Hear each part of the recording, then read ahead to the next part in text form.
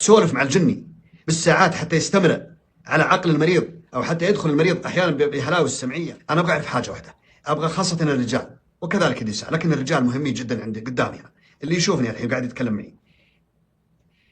أنا أبغى أعرف ليش أنت ما ترقي؟ ليش أنت ما تجلس مع أمك، مع زوجتك، مع أختك، مع قريبتك، مع بنت عمك، مع أهلك، مع ليش ما ترقيهم؟ ليش ما ترقيهم؟ سؤالي واضح وصريح. وش اللي ينقصك؟ سورة الفاتحة وعندك، معوذتين وعندك، آية الكرسي وعندك، القوة النفسية والبدنية عندك. إذا أنت كسلان هذا شيء ثاني، انفض غبارك وقوم. أما إنك تتحرك من آخر الشمال إلى آخر الجنوب تبحث عن شخص يقرأ على أهلك قل هو الله أحد أو آية الكرسي أو المعوذتين أو الكبر والإخلاص، ليش؟ تقول لي والله أنا أخاف أنه ينطق الجن من عليه، وإذا نطق الجن خير، خير إذا نطق الجن. ما تعرف تقول اسكتي للزوجة واسكت للرجل ولا تتخاطب معه، لا تتخاطب معه أبدا، ولا تأخذ تعطي معه، ولا يهمك ولا تلتفت عليه. يصرخ يصيح يتكلم ينطق، أنا من سحر، أنا من عين، أنا ملك، يتغير الصوت لا تلتفت عليه ولا يهمك ولا تعبره حتى لو غير صوته، لا تلتفت عليه أبدا، استمر. أنا أقول لك إن رقيتي أنا قبل 20 سنة أقوى من رقيتي الآن، لأنه كنا ما نشخص، الآن دخلت علينا التشخيصات اللي ما لها سنة. تهاني تقول اخترعت. احنا خلاص وش عندك؟ من وين جاي؟ شو اسم خالتك؟ يتكلم مع الجني، اطلع والله انت تطلع، ويقول له ذاك والله ما طلع، والله احبها، والله مدري ايش، قال لا والله انت تطلع ولا اجيب لك كلبشك. ما هي بهذا سوالف بطيخ كلام فاضي. اول ما يبدا الراقي شوف خذوها قاعده، حتى اللي يتكلمون في البثوث الحين، اللي يبالغ في الكلام في البثوث الان ينزلون مقاطع ويقعد يسولف مع الجني بالساعات، اعرفوا تمام المعرفه انه هو له براقي ولا عنده من مصدر القوه في الرقيه شيء. والشيطان لو انه يعرف انك راقي متمكن ما يظهر لك بالسهوله، يتخبى بقوه، يتخبى عنك، فاذا ظهر بسرعه يستسلم ويخرج. اما يدق التكوى معك ويسولف وانا جيتها من فلانه وانا جيتها من كذا وانا حبيت كذا وانا مدري وشو، ويقعد يسولف واطلع ما تطلع وخلاص عهدك بالله، وبعدين لا ما ينفع، هذا الكلام كله ما ينفع. احنا نعرف ان الرقيه الشرعيه استمراريه في القراءه حتى يشفى المريض، عين، سحر، حسد، مس، ايا كان تطلع. والله يا جماعه الخير قبل 25 سنه اتذكر اني ما كنت اتكلم عن شيء اسمه عاشق، ولا كنت أتكلم عن هذا العاشق إطلاقا، ولا أجيب طاريه ولا أجيب طاري لا سحر مأكول ولا مشروب ولا ممسوس ولا محسوس ولا أي شيء إطلاقا. إنه كان الهدف الأول أحط المريض قدامي وأفترسه بالقرآن حتى يشفى، غير كذا ما عندي. يعني حتى لو في ناس الآن يرجعون من أيام زمان اللي قبل 20 سنة و25 سنة إن يقولون لكم سبحان الله العظيم، أنا أعرف ناس جو عندي حتى والله بعضهم والله من جلسة واحدة ما كان في تشخيص ولا كان في شيء، الهدف علاج. الآن تدرون شو المشكلة؟ صارت الموضوع موضوع فلوس، صارت موضوع دراهم. كم تدفع وجهك؟ بس تدفع 30,000 أقرأ عليك 5 دقائق. طيب أنا أقول خذ 30,000 بالعافية عليك، اطلع من المنطقة الجنوبية إلى المنطقة الشمالية، اسكن 5 أيام 6 أيام هناك، مرحبا ديرتي. اسكن عندهم 5 أيام 6 أيام، تعذب واسكن بفندق وكل واشرب على حسابك وعبى بنزين على حسابك، وراجع عندهم 5 أيام متتالية للأسرة هذه، وخذ 20,000 خذ 10,000 الله يبارك لك. 3 أيام راح يرقي عليهم خذ 10,000، لكن ترقي عليهم 5 دقائق ب10,000 هذه مصيبة. هنا بدينا نشخص الحالة ونضيف عليها. وبعدين يجيك بعض الناس يقول أنت عندك مس عاشق، والمس العاشق هذا قوي. من اللي قال لك أنه قوي؟ شفت عضلاته؟ شفته في النادي يلعب؟ شفته يتمرن تمارين سويدية؟ لا، ما تقدر تعظم أحد. حتى لو قال لك يقول أنا الملك، إذا قال لك أنا ملك قل له هو الله الذي لا إله إلا هو الملك القدوس السلام المؤمن المهيمن العزيز الجبار المتكبر سبحان الله عما يشركون. إذا قال أنا الملك، لا تقعد تقول له ملك المن، تبغى تتكلم معه كلمتين ورد غطاها. أنت ملك، ولكن أنا أتكلم باسم ملك الملوك الله جل في علاه. تسلم، ما تسلم أحرقك أو أخرجك بقوة الله وبتطلع. لكن أنك تقعد تسولف مع الجني بالساعات حتى يستمر على عقل المريض أو حتى يدخل المريض أحيانا بهلاوس سمعية وهلاوس بصرية بلا مبرر، ما لك حق. أنا أقول أي أحد في البثوث أو على الواقع يقرأ على مريض أو مصاب، خلينا نسميه مصاب، ثم يبدأ يسولف مع العارض بالساعات، هذا معناته ما عنده سالفة. عطى مجال، أنت أعطيت مجال كبير جدا للشيطان يتغلغل في الدم ويتوصل إلى أهداف ويوسوس بالمريض ويوسوس بك أنت كراقي ويستضعفك ويستضعف المريض ويخوف أهله، خوف الدنيا كلها، ويشعب الموضوع ويخليك ما عاد تدري أنت وين جاي وأنت ليش جاي أصلا. إحنا نقول، أنا أتكلم عن نفسي وعن كل من يسمعني من نوى أن يكون راقي أو يرقي، حط المصاب قدامك وعلى طول مباشرة بالطريقة هذه: بسم الله الرحمن الرحيم، قل أعوذ برب الفلق، قل أعوذ برب الفلق، قل أعوذ برب الفلق من شر ما خلق، ومن شر غاسق إذا وقب، ومن شر النفاثات في العقد، ومن شر حاسد إذا حسد، قل أعوذ برب الفلق، قل أعوذ برب الفلق. واستمر بالرقية، حتى لو يقول يا راسي يا عيني والله ما اطلع والله لا احبه ولا ما اطب ولا ما اسوي، لا لا لا لا ولا عليك منه.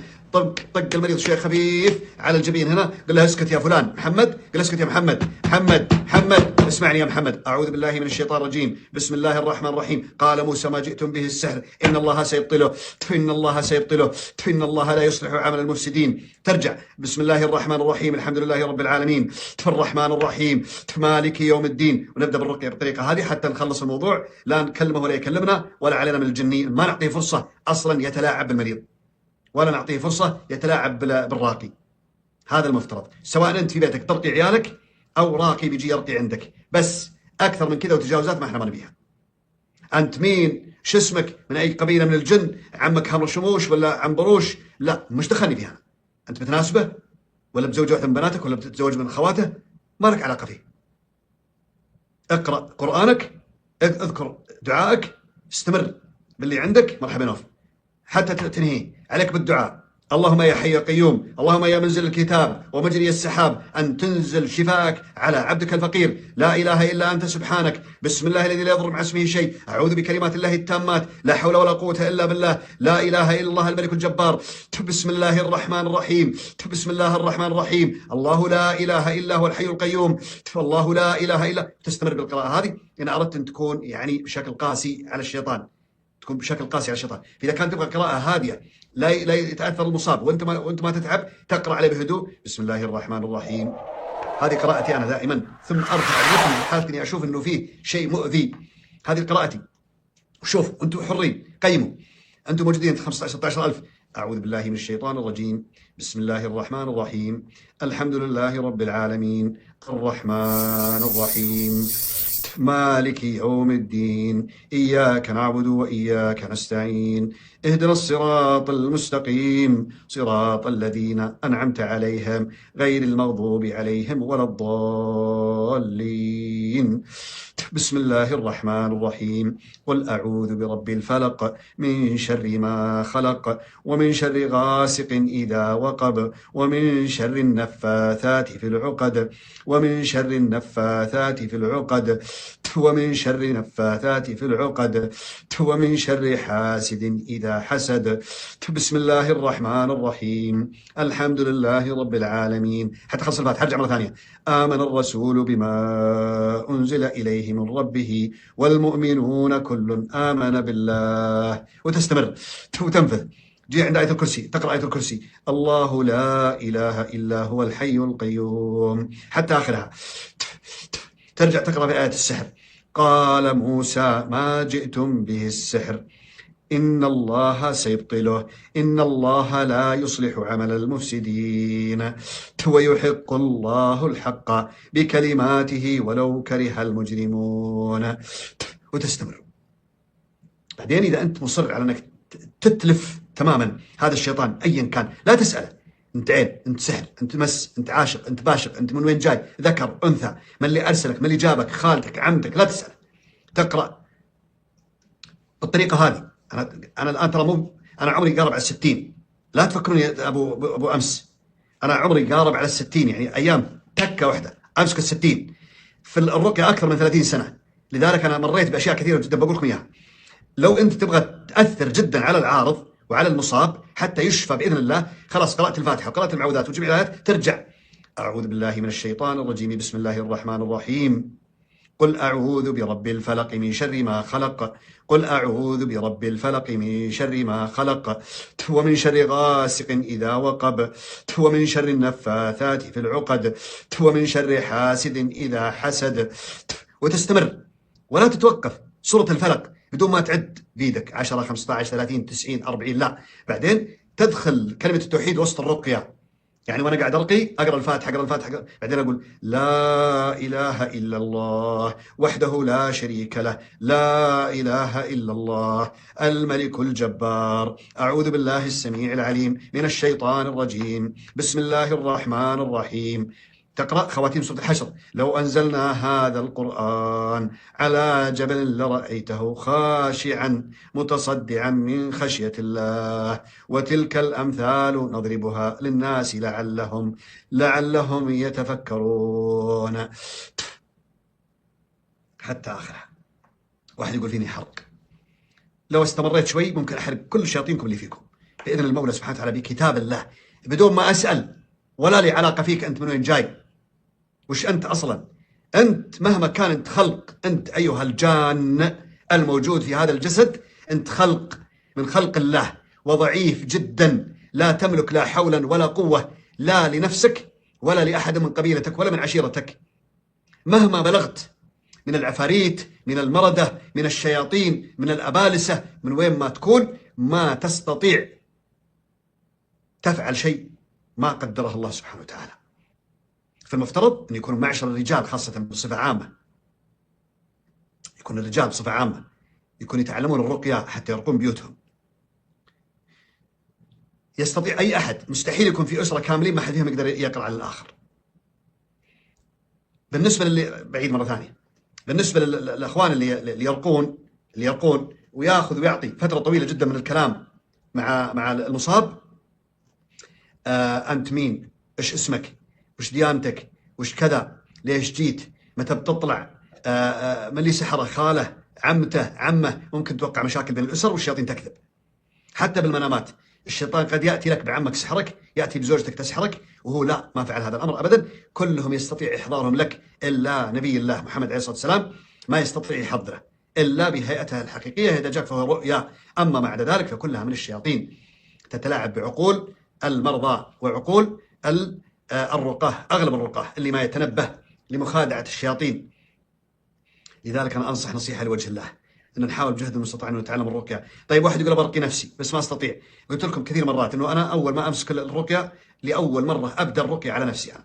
أهلا يا أبو نادر، على طول مباشرة تسمي بالرحمن وتبدأ تقول بسم الله الرحمن الرحيم وتنفذ على جسدك. حسيت قشعريرة وخوف وتردد وهلع وكأنك تصرخ، توقف وانتظر شوي، وبعدين اشرب موية واستهد بالله، بعدين اقرأ مرة ثانية بسم الله الرحمن الرحيم الحمد لله رب العالمين الرحمن الرحيم بكل هدوء. بعدين أبغى النية. أنا وش النية عندك؟ وش نيتك أنت يا الراقي؟ سواء أنت بترقي أو يعني على شخص أو أنت بترقي نفسك، يعني أنا برقيك أو برقي نفسي. إذا برقيك أو برقي نفسي تكون نيتي الوحيدة فقط الشفاء وطرد الأذى، إخراج الأذى أيا كان هذا الأذى. عسى الله يكتب لي العون أني أنا أطلع، غير كذا ما في شيء أبدا. أنه أنا أقعد والله أقرأ عشان أطلع وش أنت، عشان أعرف وش العارض، بعدين أبدأ أتمادى معه في الكلام. هنا المصاب هذا ممكن يكون بعد أيام في بيته تلاقيه مثلا يدور في البيت، أول ما يقول له بسم الله الرحمن الرحيم قال والله ما طلع، غير صوته والله ما طلع، قلب بنت، ما عاد ندري هو ذكر ولا أنثى. لذلك لا، هنا تدوده الناس، تخليهم خطر عظيم جدا من أي راقي يتعامل باستنطاق العارض. هذا راقي يحاول الخلاص من المشكلة اللي هو فيها، أو يستعرض أمام الموجودين في المجلس أنه أنا استطعت أستنطقه. أنا ممكن أستنطق واحد عليه عين بسيطة جدا، ممكن أضغط عليه حتى ينطق العارض عنده بالقوة، خليه ينطق. لذلك طيب بالنسبة للضرب، يقول ضربوني الرقاة. أي راقي يتعمد الضرب ضرب بقوة، يعني ضرب بقوة، أما بعصا أو بخيزران أو على الرأس أو على البطن أو يحط رجله. في ناس يجي يحط ركبته كامل، ركبة بعض الرقاة ما شاء الله مستصح، أنا وزني 70، يعني لو أحط ركبتي ببطن واحد ما يتأثر، لكن بعض الرقاة وزنه 90 100 120 كيلو وطوله 180 وركبته كأنها لفة شاورما. هذا كبرها، شفتوا حق الشاورما أول ما يحطونها كأنها لفة شاورما، يثنيها ثم حطها في بطن المريض. بعض المرضى بعض المصابين وزنه ما يجي 45، وانت جاي مدخل ركبتك في وسط جوفه وتقول له اطلع، هو يقول لا ما اقدر. قال له اطلع، قال بموت. اللي بيموت المسكين ده اللي انت خنقته، اللي بيموت ده الجني قد فقع راح عند اهله قاعد يتقهوى مع جدته. وانت فارس الضعيف ذا في المجلس زاويه زوي، اطلع اطلع، بتطلع روح الضعيف هكتم. ما في شيء، الشيطان ما راح يتاثر من غفصتك هذه، ما راح يتاثر. وبعضهم ياخذ له خزران ثم يعطيك طق سنه بساعه كان بينك وبينه عداوه. اطلع اطلع اطلع، والله ما اطلع، ويلشط المراه ما يخليه في مكان ما يلشط الخزران، اطلع. وذاك يقول والله ما اطلع، اطلع وهو يا مناتف، كان داخل في مزرعتهم عيل يطلع.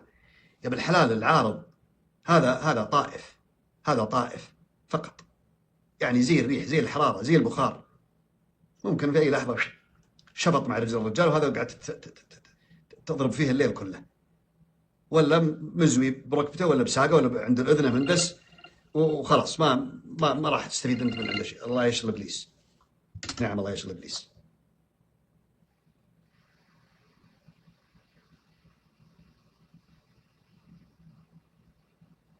لذلك انا اقول ارقوا انفسكم عشان ما تنضربون. اللي يضرب، اللي يستنطق، اللي يبالغ في بعض الزيوت وبعض في الاعشاب، على فكره يلا خلوها تضرب ترندات بعد، انتم تحبون الترندات، انا والله عادي عندي، لان انا والله يوصل السيل الزبا ولا حد من حد، والله العظيم بس ادف عمري يدف ما يندف، ولا والله خلاص لانفسكم عليكم حق بريح. تدرون ان فيه نوع من انواع البخور وموجود في بلد عربي انه يستخدم لاستحضار الجن؟ اي لا ترسل يا صاحبي، يا رقم 9970 لا ترسل وتدق علي. انت شايفني في بث وتدق واتساب، انت ذكرتني بالبزلان زمان يدق الجرس وينحاش. طيب انت دقيت علي واتساب، يعني تتوقع اني بقدر ارد عليك؟ برد على الواتساب الو نعم. احد يدق واتساب يا جماعه الخير، احد يدق واتساب. اتصال واتساب هذا وش الهدف من عنده؟ لا ارد عليك ولا شيء، يعني هل برد عليك واتساب ولا ارد على رسائلك؟ اي خلوني احذركم مره ثانيه وثالثه وعاشره و15,000 مره، سجلوا هذا الكلام. انا اقول لكم كثره الاعشاب في البيوت، كثره الاعشاب في البيوت هذه مدمره لكم، هذه مدمره لكم. في اعشاب وفي بخور، في نوع من الابخره وفي نوع من الاعشاب تحضر الجن، تحضر الجن في البيوت. وفي ناس كثيرين جدا اعطوهم ناس بخور وتاذى المنزل. وترى فيها شيء من الشركيات، شيء فيها من الشركيات. طيب في ناس يقول لك جم ملح، جم ملح وكبه على راس المريض، كب كذا زي ما هو ني، يعني بدون مويه بدون شيء، بدون تذويب في الماء، بدون قراءه، بدون شيء. جيب لك كيس ملح وحط لك مريض في الزاويه وقعد احشره بالملح، صكه في وجهه بالملح. تتوقعون هذا صح؟ لا، هذا في شيء من الشعوذه، في شيء من الاستعانه بالجن. الجني اذا ما طلع، الجن بصفه عامه اذا ما طلعهم القران ما راح يطلعهم الملح. كمساعد لانه من مياه البحر. ولا حرمل، والله ما اعرف الحرمل، انا والله ما قد شفته في حياتي، ولا قد جبته، ولا قد، والله العظيم اني عالجت حالات بالالاف المؤلفه، والله ما استخدمت لا بخور ولا زعتر ولا معتر ولا شذاب ولا اي شيء من الاشياء هذه كلها، ولا ورق غار ولا ورق عفاريت ولا شذاب ولا سداب، ولا والله ما قد استخدمتها. انا بتكلم عن اي راقب كيفهم يجيبون الرقاه، يجيبون ولا شوفوا، لا يجيني بكره واحد يقول انت تقصدني، والله ما اقصد احد، والله ثم والله ما اقصد احد، انا اقصد اي احد الان يسمعني وهو يستخدم الاشياء هذه او حتى هم يستخدمونها. وقفوا يا جماعه الخير، وقفوا الاشياء هذه كلها. خلوكم في القران، خلوكم في القران، اسمعوا، خلوكم في القران وفي الزيت وفي العسل وفي الحبه السوداء وفي التمر. اذا لابد طالعين من هالامر، عندكم شو اسمه القسط الهندي، عندكم القسط الهندي. اما اتبخر، اولع نار واجيب ملح واحطه على ذا واتبخر فيه، اجيب شو اسمه حلتيت واتبخر فيه، اجيب مدري وش واتبخر فيه. في ناس عندهم ربو، في ناس عندهم مشاكل بالرئه، في ناس ممكن حتى بالعكس. اساسا انا عارف بكره بيطلع لي واحد يقول اللي يقول بكيفه، بس انا ان شاء الله ان الكبار اللي في هيئه الامر بالمعروف والنهي عن المنكر وعلماءنا والناس الكبار اللي لهم الكلام ولهم القيمه، ما يهمني الرقى ما يهموني زي ما انا ما اهمهم. انا اتكلم عن الناس الكبار، هل هم يأيدون اني انا اجيب واحد عندي في البيت واقعد ابخره بملح، ولا اجيبه واحط تحته حرمل، ولا اجيب له واعبي له سطل شذاب واروشه فيه، ولا اجيب له حلتيت واغزه في خشمه، ولا اجيبه عندي اجيب مويه اقرا له عليها واخليه يشرب، ملعقه عسل يشربها واقرا عليه قران، بسم الله الرحمن الرحيم الحمد لله رب العالمين، حتى نخلص. لبان الذكر، لبان الشحري، لبان المحري، كله خرابيط، كل الخرابيط هذه لا تقدم ولا تاخر. كم واحد الان له 40 سنه و20 سنه و25 سنه ما خلى شيء من الاعشاب ما تبخر فيه، ما خلى دهن ما دهن فيه اذانيه، ما خلى شيء ما سواه. حتى المسك الهندي انا مشيت معهم قبل فتره قلت جيبوا مسك هندي، وجدت انه تاثيره ضعيف جدا جدا جدا جدا، ما له علاقه. لكن لما تجي تقرا القران هنا يتاثر العارض، هنا يتاثر العارض. لما تاكل تمر في زيت زيتون عليها رقيه شرعيه، لما تجيب الحبه السوداء وتحطها في تمر وتبلها بالزيت وتاكلها، لما تجيب ملعقتين عسل كبار عليها رقيه شرعيه تحركها في مويه وتشربه، لما توقف تحت الماء وتغتسل بالماء وداخل نفسك داخل القلب تم بالقلب تقول اللهم فك رهاني بدون ما حد يسمعك، حتى بدون تحريك الشفات لو حبيت، اللهم فك رهاني داخل قلبك المرهونه من العين والسحر والحسد، تغتسل بالماء، اركض برجلك هذا مغتسل بارد وشراب. هنا نقول انك بتصير بخير عشان ما نطول ليش انا قاعد اقول كذا؟ في ناس جوني اليوم جو من مدينه بعيده جدا، تخيلوا بالله عليكم، ويمكن يسمعوني الان هم يقولون احنا نتابعك، يمكن يسمعوني، اسال الله يسهل دربهم. انا معذب من الاخير، اعطيكم اياها كذا، انا معذب بالزحام اللي عند بيتي، انا معذب بالناس اللي يطلعون من الدرج يطقون الباب، انا معذب بالعوائل كل ما فتحت الباب اللي عندي عائله على الباب، كل هذول محتاجين، انا معكم وعلى راسي وعلى عيني. بس هل تتوقعون انا مالي حق في نفسي؟ انا اقول لهم يا جماعه الخير طيب روحوا تعالوا تعالوا واحد واحد. حقت الشباب زي ايام المدارس يقول اذا انت رجال اطلع لي لحالك، لا تجيب اخوانك معك. هذول يجون 17 18 والله صرت ما ادري وين ذا من ذاك. طيب تخيلوا ان في اسره جت في عندهم ام لها الان، هي قالت لهم تقريبا 40 سنه، الام لها 40 سنه مريضه، ما خلوا راقي، ما خلوا عشب، ما خلوا شيء ما سووه. تخيلوا بالله عليكم اني قرات عليها تقريبا ساعه وربع، والله اكثر من ساعه وربع اليوم الكلام هذا اليوم بعد صلاه المغرب، بعد صلاه المغرب مباشره صليت المغرب ونزلت لهم، جلست اكثر من 6 الى 7 ونص تقريبا. شوفوا كم ساعه ونص، ساعه ونص، تخيل ساعه ونص اقرا على المراه هذه، والله ما تاثرت باي حال من الاحوال، ولا فيها لمس ولا سحر ولا حسد ولا عين ولا اي شيء، عندها هلع وتوتر وقلق وخوف، وطاحت هذه راقي قال انت عندك سحر. تفرقه بينك وبين الابناء، وقامت تعيش انها بينها وبين عيالها تفرقه، لا في تفرقه ولا في شيء، الاولاد بخير مصحين ما في بال العافيه.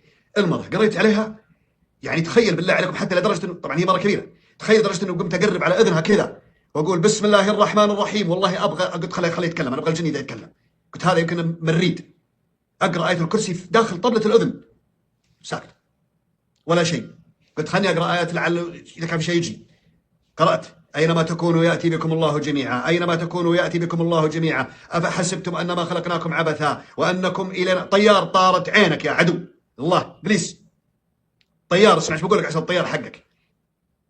أفحسبتم أنما خلقناكم عبثا وأنكم إلينا لا ترجعون، فتعالى الله الملك الحق لا إله إلا هو رب العرش الكريم، أعوذ بالله من الشيطان الرجيم، وإنه من سليمان وإنه بسم الله الرحمن الرحيم، ألا تعلوا علي وأتوني مسلمين، ولا جاني لا مسلم ولا كافر، عيل يجي لا مسلم ولا كافر ما في شيء. قلت اطلع انطق انطق انطق يا وله، ما تكلمت بخير.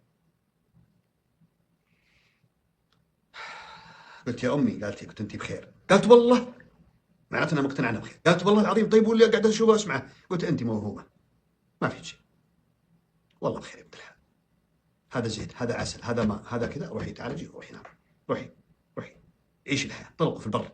40 سنه وانت جالسه في البيت تقول عندي جني، ما فيها جني، الجني نفسه لو 40 سنه يزهق، 40 سنه جالسه مع مره كبيره في البيت ايش قاعد يسوي؟ يقعد كل يوم يشرب قهوه طقته بالهيل والبن والزعتر والمعتر ومرقوق، ما جني ما ياكل مرقوق، هذه يوميا تاكل مرقوق. انتم مو بالحرمه هذه، انتم كلكم بصفه عامه يوميا طاقين المرقوق على مطازيز على شو اسمه الاكلات اللي تحبونها في نجد، شو اسمه جريش. وذا مسكين هو اساسا هو بس شم الروايح يطير، وبعدين جالس تنبه في ذيك الزاويه وتسولف مع جاراتها 24 ساعه، هو مو فاضي يقعد يسولف يقعد يسمع كلام الحريم. بعدين بعضهم عقال يعني ما يحب الحكي، ما يحب يسمع كلام الحريم، واخر شيء تقول انا عندي سحر. وش يبي منك؟ قالت يحبني. الله ياخذ عقله، الله ياخذ عقلك يا مجنون، يعني ما لقيت تحب الا تحبني انا، مش تحب تبغى فيني انت؟ قال احبك. وش تبي؟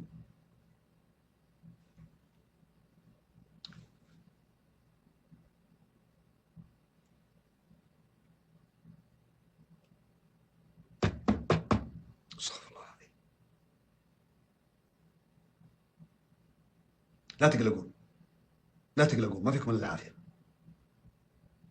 اقروا بهدوء. كلمه التوحيد لا اله الا الله وحده غيرتوها اصلا، حتى كلمه التوحيد غيرتوها. انا بعد ما طلعت السوشيال ميديا لقيت ناس يقولون تاج الذكر، قلت ادور وش تاج الذكر. رحت بحثت مخلد تاج الذكر، وش تاج الذكر؟ لقيت تاج الذكر كلمه التوحيد، اللي اسمها الحقيقي كلمه التوحيد، غيروها قالوا تاج الذكر. اقعد قل تاج الذكر 500 مره. انا ادور تاج الذكر ما لقيت. قال لي واحد يا اخي كلمه التوحيد، قلت يا اخي طيب بتموتوني اذا قلتوا كلمه التوحيد، لان هي اعظم كلمه في الارض كلمه التوحيد. قل لي كلمه التوحيد لا اله الا الله وحده لا شريك له بس. حتى الحين سبحان الله العظيم في ناس يعني قاموا ناس، انا والله انا تعبان، والله تعبان، والله تعبت. ما احبكم، انا صرت ما احبكم، ما احبكم. انا كرهتكم، انا كرهتكم، انا كرهتكم، وكرهت عيالكم، وكرهت حتى سياراتكم. انا كرهت الحاره اللي انتم فيها. انا صرت اكره كل المناطق من كرهي لكم. انا كل ما بغيت اكرهكم زاد كرهكم اكثر.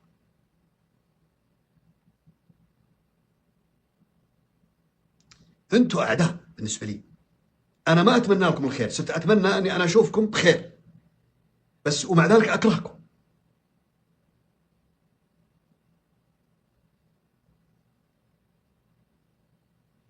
ارقوني، اقروا علي، اقروا علي، خنقوني. واحد يمسكني برقبتي يزنطني زنط. اطلع يا عدو الله، قل له، قل له امسكني منه، قل له اطلع يا عدو الله، اطلع يا عدو الله. امسكوه برقبته.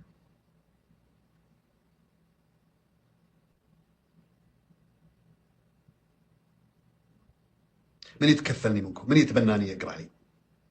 ترى بسوي له اضافه واروح لبكره. من هو منكم؟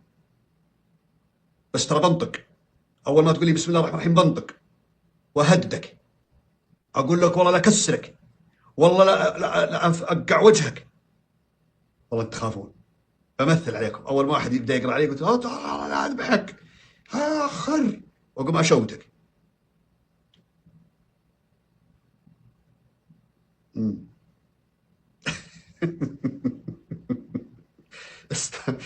الله يسعدكم. الحمد لله، يا كثر الرقاه 17400 يقرون علي، ما شاء الله عليكم.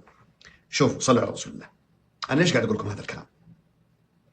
نبغى احنا يا الرقاه ما نستنطق، نبغى احنا يا الرقاه نوخر الاعشاب، نبغى احنا يا الرقاه نساعد الناس ونقول لهم اقرأوا الفلاني الفلاني الفلاني اهدى واسرع لكم. لازم يكون كذا، لانه بالعربي الفصيح كل ما كثرت تشعبت الرقيه المصاب ما عاد يدري. والله يا ناس انا جوني ناس كثيرين يقول لي يا ابن الحلال انا صرت ما اعرف ايش اسوي.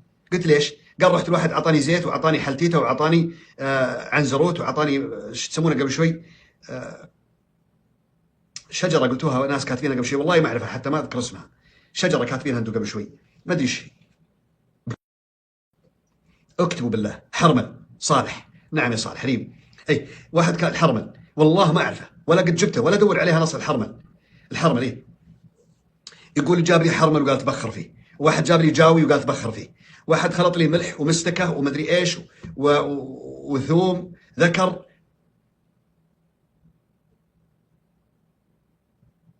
وقاموا يتبخرون في كل شيء. يعني لو ادخل بيوت الناس اللي يحتاجون رقيه شرعيه، اول ما ادخل مع الباب كاني داخل عند عطار. السلام عليكم، انا ريحه العطار عند الباب. كم كيلو البخور؟ بدل ما اقول انا ضيف عندهم اصلا، جيت اشتري من عندهم بخور واشتري شذاب، خلاص بالمره بتقضى من عندكم البيت بدل ما اروح للعطار. اقول له تكفى العطارين قفل وانا عندك سهران، روح جيب لي من كل حته واحسبها علي زي ما اخذتها من السوق. خذ مكسبك. يا ناس والله العظيم انا اعرف ناس. تدرون خليني اقول لكم شغله، تدرون انه قبل زمان يعني انه كنت ارقي على الناس. والله يا جماعه الخير حتى المويه ما اجيبها، كذا ادخل عليه شفهي بسم الله الرحمن الرحيم واقعد اقرا عليه. اذا لابد زي ما قلت لكم مويه، اذا لابد في شيء اجيب كاس مويه بس، يعني ابل ريقي في المويه وانفث عليه بس ويصير بخير. لكن الحين لما كثرت ذا وتشعبت الدنيا وصار فيها بزنس وصار فيها يعني لا ما ينفع. شكرا يا تائبه الى الله. الشيح زي البقدونس زي كذا ما اعرف، اسال المختصين في الاعشاب. لا يجيني واحد بكره يشرب شيح ويبلشني في عمره. بس استودعوني واستودعكم الله، والله يحميني ويحميكم. قولوا آمين يا ناس. الدعاء والله الدعاء رقية. إذا منك قمت منتصف الليل صلي لك ركعتين ثم رفع يديك: ربي قد مسني الضر وأنت أرحم الراحمين، يا رب شفاءك يا رب، يا الله يا رب تشافيني، يا الله يا رب إنك تطلع لي في جسدي من بلاء وابتلاء ومن أذية، أنا تعبت أرهقني البلاء وأنت الشافي وأنت الكافي. ادعو الله سبحانه وتعالى. شوف واحد هنا يقول لي ادعي لي يا فهد. يعني افرض اني انا ما اعرفك او اني انا ما طلعت في الارض، بتموت الين تقولون وين فهد القني خلوه يدعي لي، او اروح اقعد ادور الشيبان في البيوت اقول عشانك انت شايب كبير ادعي لي. في شيبان ما هم قريبين من الله سبحانه وتعالى، في شيبان كبار في السن متجاوزين ال 25 و25 ظالم لزوجته ولعياله، ما هو قريب من الله عشان اقول ادعي لي. الدعاء مستجاب من الصغير ومن الكبير. يعني الله سبحانه وتعالى ما خصص الكبار بالدعاء. صح انهم اقرب الى الله اللي صاحين منهم، وبعضهم والله العظيم انه مجنبها، الصدق بعضهم والله انه كثير في لكن والله انه مجنبها. انا اذا قلت معناته البعض وليس الكل. تجي عند واحد كبير قد ظلم في حياته واخذ حقوق الناس واخذ مزارعهم واخذ بيوتهم. انا اقول لكم شيء، خليني اقول لكم شيء بالمناسبه هذه، معلش. تدرون يا جماعه الخير اني انا اعرف ناس وانتم تعرفون ناس وكلنا نعرف ان في ناس كذا، انه من عمره 20 سنه او 15 سنه حتى وصل ال 80 سنه وبعضهم حتى مات، وهو ناشب جماعته وناشب قبيلته وناشب قراه وناشب اسرته في خطوط وفي طرقات وفي مزارع وفي محلات كلها ما هي بله اصلا، ماسك وليل نهار 24 ساعه في المحاكم و24 ساعه مقلق الحكومه ومقلق قريته ومقلق امه محمد عشان ياخذ مزرعه ما هي بله وعشان ياخذ له مترين في مترين ما هي بله. هذا خليه يدعي لي ذا هو مغتصب له ارض؟ ولا اروح عند واحد عمره 18 سنه لسه ما عنده ذنوب اقول بالله يا انت توك شباب ومقبل على الله ادعي لي ما عندك ذنوب؟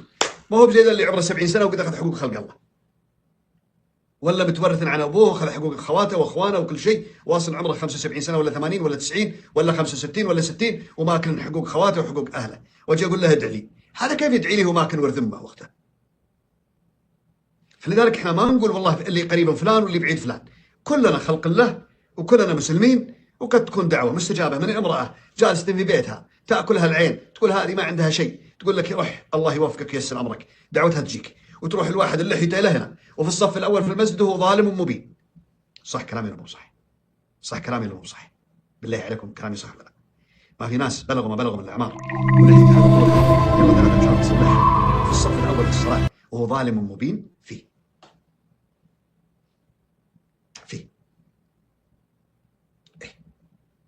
لذلك ادعوا لانفسكم، لا تنتظروا الدعاء من احد. يمكن تستلم لك واحد ادعي لي يا فلان يقعد يدعي لك ليل ونهار ما صابت دعوته، انت ارفع يديك لله واطلب. وش اللي خلينا توسط بحد؟ اذا دعا لك من عنده الله يبارك له، ما دعا لك خلاص بقعد ساكت انا كذا. ارقوني، ادعوا لي، اكلوني، شربوني، درسوني،